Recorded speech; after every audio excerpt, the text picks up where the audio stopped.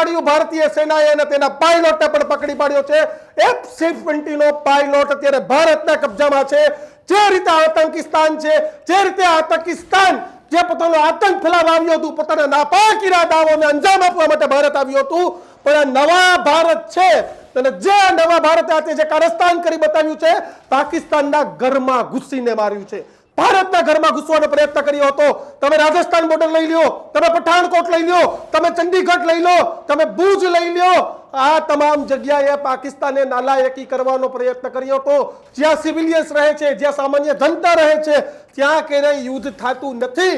આપણે જ્યાં હુમલો કર્યો તો આપણે આતંકી સ્થાનના જે આતંકવાદી ફેક્ટરીઓ હતી તે આતંકવાદી ફેક્ટરીઓને બ્લાસ્ટ કરીને આ લોકો શું કરે છે તો આ લોકો સિવિલિયન્સમાં હુમલો કરવા જઈ રહ્યા હતા, પરંતુ તમામ આ પાકિસ્તાનની નાપાક હરકતો છે તે ભારતે તોડી પાડી છે। કારણ કે ભારત એવું નથી કે કોઈ સામાન્ય લોકોને હેરાન કરે। જે 14 લોકો મર્યા છે તે આતંકવાદીના પરિવારજનો હતા। આ આતંકીઓએ હજારોનો ભોગ લીધો છે, ક્યાંક અમેરિકામાં, ક્યાંક ઇન્ડિયામાં, ક્યાંક પાકિસ્તાનમાં, તમામ જગ્યાએ હુમલા। અને હવે પાકિસ્તાનનો પાયલોટ ભાવિક જીવતો પકડાઈ ગયો છે।